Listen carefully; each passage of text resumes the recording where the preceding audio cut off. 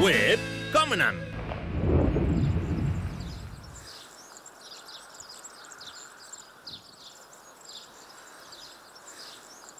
Bueno, la viña no da mucho trabajo, se poda una vez al año nada más y luego ya sale muy bien ella para arriba, ¿sabes? Y no hay que cuidarla para nada, nada más que sale ella así para aquí para allá y ya está. Y las uvas se dan muy bien, aquí todos los años se dan de maravilla.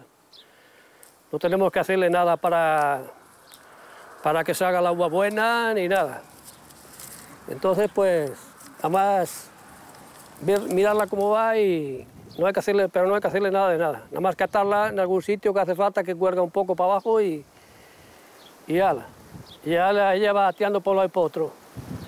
Como veis, la cosa, pues, están bien verdes. Hace unos 5 días que se veía alguna hojita pequeñina y ya está casi todo tapado. Y esto se pone todo tapadito cuando está lleno de hojas ya que están fuertes ya todo, pues está todo tapado, hace muy buena sombra debajo. No es por aquí debajo a la sombra, muy fresquito por debajo, se está por aquí, pero muy bien, muy bien.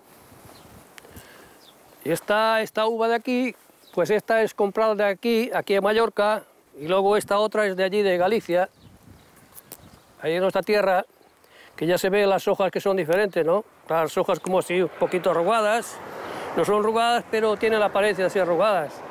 Y las otras hojas son como más lisas y más finitas y se distingue muy bien. Esta es una uva pequeñina, pero muy sabrosa, muy sabrosa. Es rojiza, pero es muy dulce, muy sabrosa, lo que es pequeñina, pero es lo único. Pero da mucha uva, estas parras dan más uvas que las otras, desde abajo que suben de hojas y ya dan el fruto desde el suelo. Y bueno, ahora ya hay que esperar a que sirva para comer y nada más. Y luego a recoger uva y a disfrutar con ella. Sí, y a disfrutar con ella. ¡Hala!